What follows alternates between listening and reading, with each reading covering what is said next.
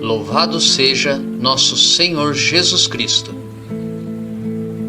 Para sempre seja louvado.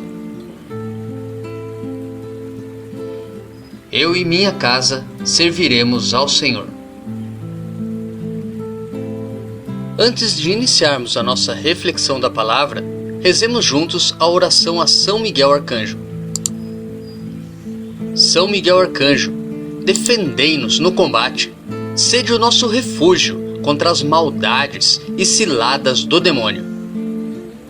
Ordene-lhe Deus, instantemente o pedimos. E vós, príncipe da milícia celeste, pela virtude divina, precipitai no inferno a Satanás e aos outros espíritos malignos que andam pelo mundo para perder as almas. Amém. Quem como Deus? Ninguém como Deus. 23 de setembro. São Pio, de Pietrelcina. 26 de setembro. São Cosme e Damião. Cosme e Damião, médicos que exerciam gratuitamente a profissão segundo a antiga tradição, padeceram o martírio em Ciro, Síria, e seu culto difundiu-se muito em toda a igreja desde o século IV. 26 de setembro é a data provável da dedicação da basílica que em Roma tem os seus nomes. Edificada por Félix IV, 525-530. Deles se faz memória no cânon romano.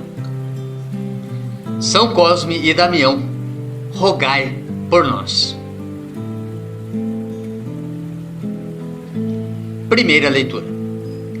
A leitura de hoje é tirada do livro do Eclesiastes, capítulo 9, dos versículos 9 ao capítulo 12, versículo 8.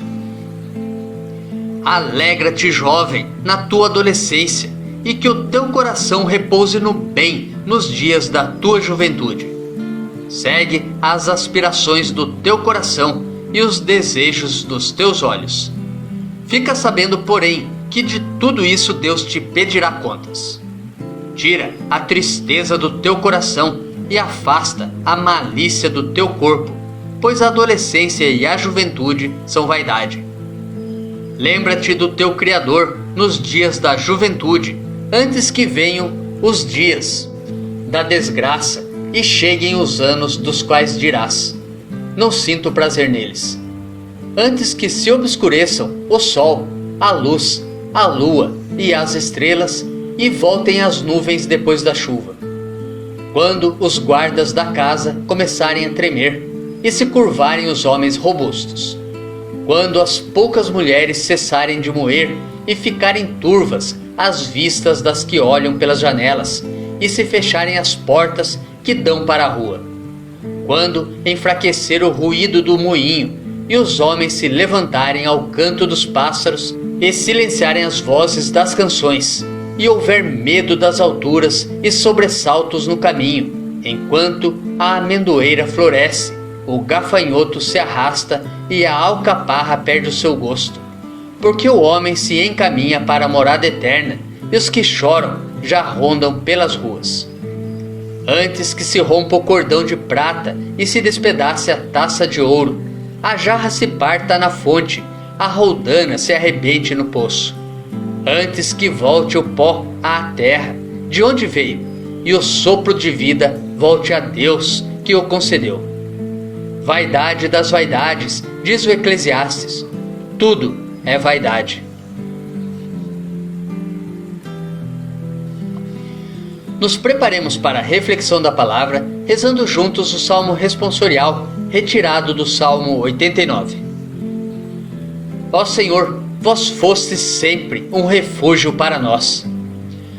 Vós fazeis voltar ao pó todo mortal, quando dizeis: voltai ao pó, filhos de Adão, pois 1000 anos para vós são como ontem, qual vigília de uma noite que passou. Eles passam como o sono da manhã.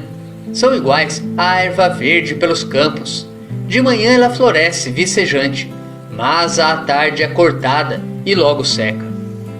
Ensinai-nos a contar os nossos dias e dai ao nosso coração sabedoria. Senhor, voltai-vos, até quando tardareis? Tende piedade e compaixão de vossos servos. Saciai-nos de manhã com vosso amor, e exultaremos de alegria todo o dia. Que a bondade do Senhor e nosso Deus repouse sobre nós e nos conduza.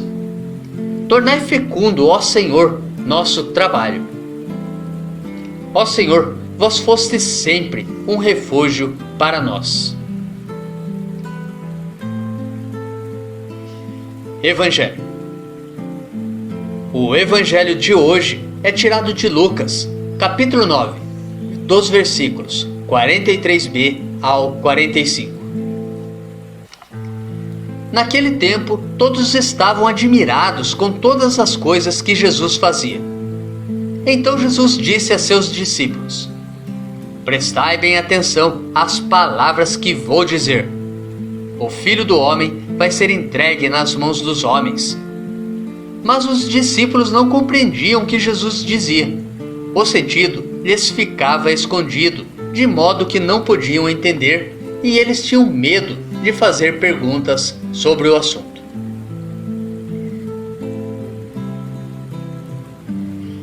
Reflexão. A palavra que Jesus fala aos discípulos não é enigmática, é direta e clara. O Filho do Homem vai ser entregue nas mãos dos homens. Se os discípulos eram incapazes de entendê-la, a dificuldade não surgia da complexidade intelectual da frase. O Evangelho nos explica o que impedia a sua compreensão. Em primeiro lugar, o Evangelho nos coloca: todos estavam admirados com todas as coisas que Jesus fazia. Os discípulos viviam naquele momento em um contexto de ascensão e de conquista. Jesus estava fazendo sucesso. As circunstâncias atuais os cegavam à possibilidade de um futuro mais escuro, mais sofrido. Em segundo lugar, o medo os paralisava. Diante da ameaça de uma tragédia, a tendência é fechar os olhos e os ouvidos, negar que a coisa realmente possa acontecer. Tão grande era o seu susto, diz o evangelista, que os 12 tinham medo de fazer perguntas sobre o assunto. Esse não foi o primeiro anúncio da paixão aos discípulos no Evangelho de Lucas, mas o segundo. A sua incapacidade de aceitar essas palavras do Mestre nos lembra de como é difícil integrar a pregação da cruz. Primeira carta de São Paulo aos Coríntios, capítulo 1, versículo 18. Em nossa compreensão de Jesus e de sua missão.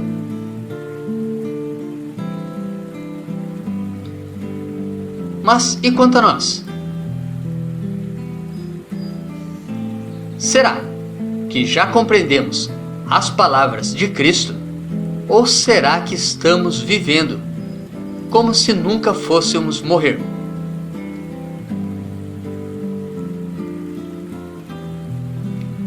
O que teríamos a dizer para Jesus hoje, se ainda hoje partíssemos?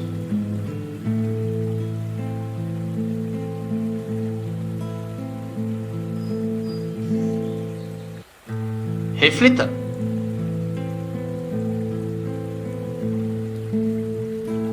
Tenha um ótimo e abençoado dia.